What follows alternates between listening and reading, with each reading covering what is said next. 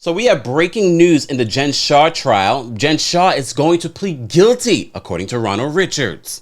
Welcome back to the Kempire Daily YouTube channel, your #1 source for pop culture news and music, entertainment, reality TV, and so much more. As always, be sure to like this video, subscribe to the channel, and hit that notification bell so you never miss out on breaking news when we go live or when we upload. So as you know, Jen Shah was about to start trial on July 18th. Well, now, overnight, Jen Shah has changed her plea to guilty. So as you know, Jen Shah throughout last season has been claiming her innocence in defrauding these elderly folks, 55 plus. That's what they consider elderly. That's not my fault, all right? Also over the weekend, and this was a non-story for me to cover, but since we're talking about Jen Shah, we can cover it. Meredith Marks, who was throwing Jen under the bus, really believing that Jen was guilty during last season. Over the weekend, she's like, in our country, people are innocent until proven guilty, which is true. But you, of all people, can't come out just because all of a sudden now you're friends with her, but maybe she knows a little bit more. But what does she have to say this morning? So Ronald Richards took to his Twitter earlier today, well, maybe like an hour ago, not even an hour ago, and said this: breaking, and we mean real breaking. The real Jen Shah is going to plead guilty right now. In a surprise move, Jen Shah has snuck into court to plead guilty, with the court giving 1 minute's notice on the docket. We have been saying this for a year, no defenses, more to follow. So he's posted the court documents, and as always, we will be citing our sources in the description of this video. He continues, only 15 minutes ago, says, Jen Shah is pleading guilty to count 1, conspiracy to commit wire fraud, that the government will dismiss the money laundering count. All right. This will slightly mitigate her exposure, but not by much. She's facing a substantial sentence. Here are the facts that she's pleading to. All right. And I'll post again links to all of this so you can read through it if you want to read through the legal mumbo jumbo.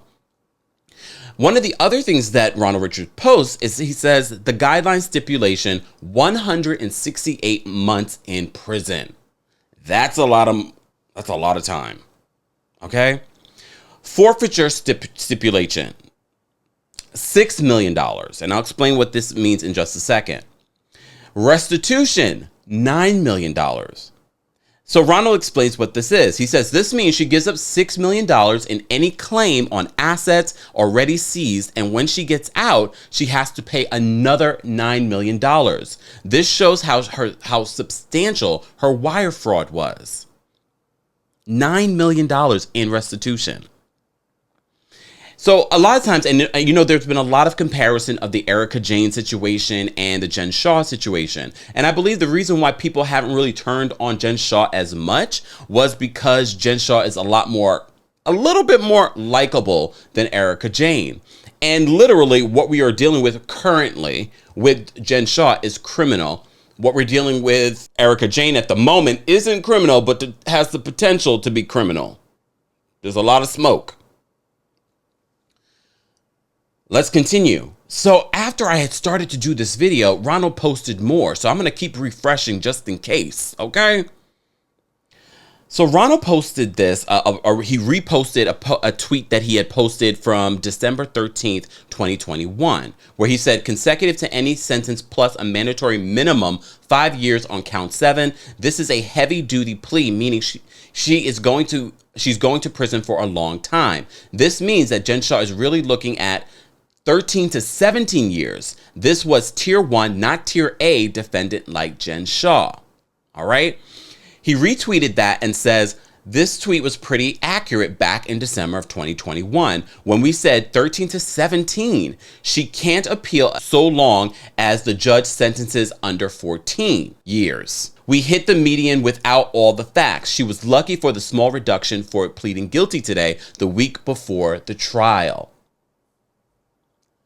So this is a crazy situation. Am I surprised? A little bit. As you know, when we covered the trial date in the Bravo docket, talked a little bit more about the trial, I told you that within their explanation, they said that Jen Shah wasn't offered a plea deal. She was offered something called a pimamental.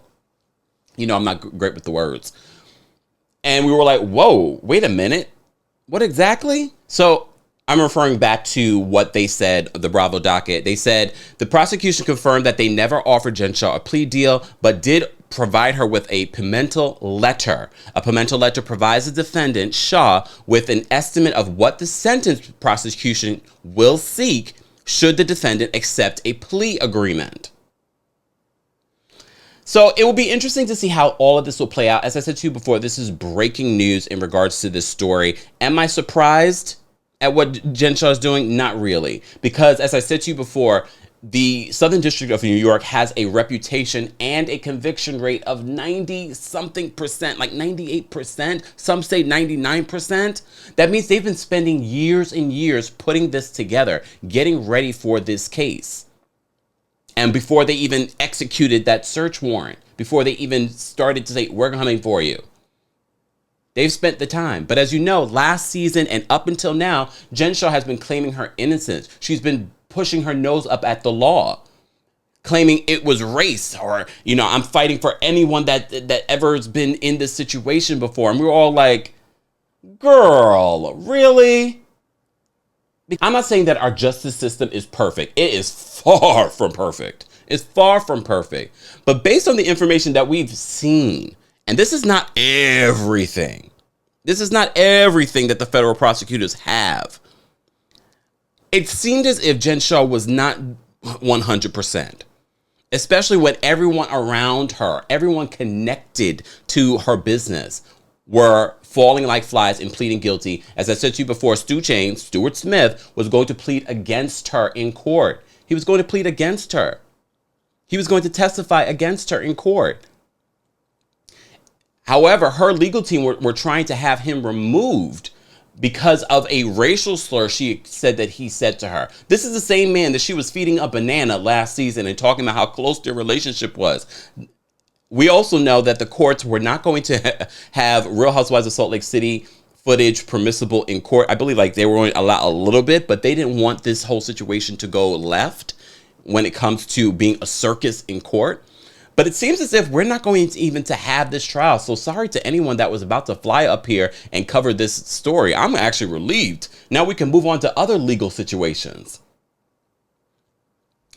Guys, I want to know your reaction to this news. Are you surprised? I'm really not surprised. I'm surprised it took her this long. I'm surprised it took her this long.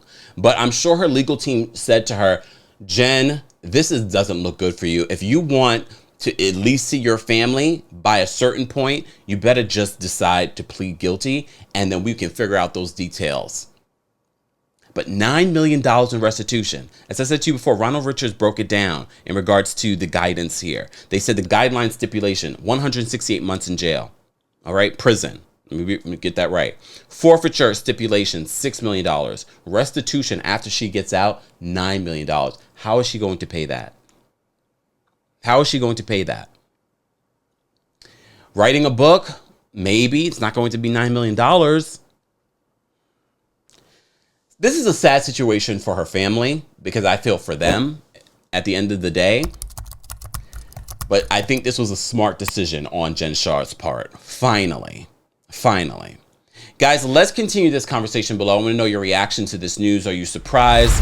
As always, be sure to like this video, subscribe to the channel, and hit that notification bell so you never miss out on breaking news when we go live or when we upload. Thanks for watching.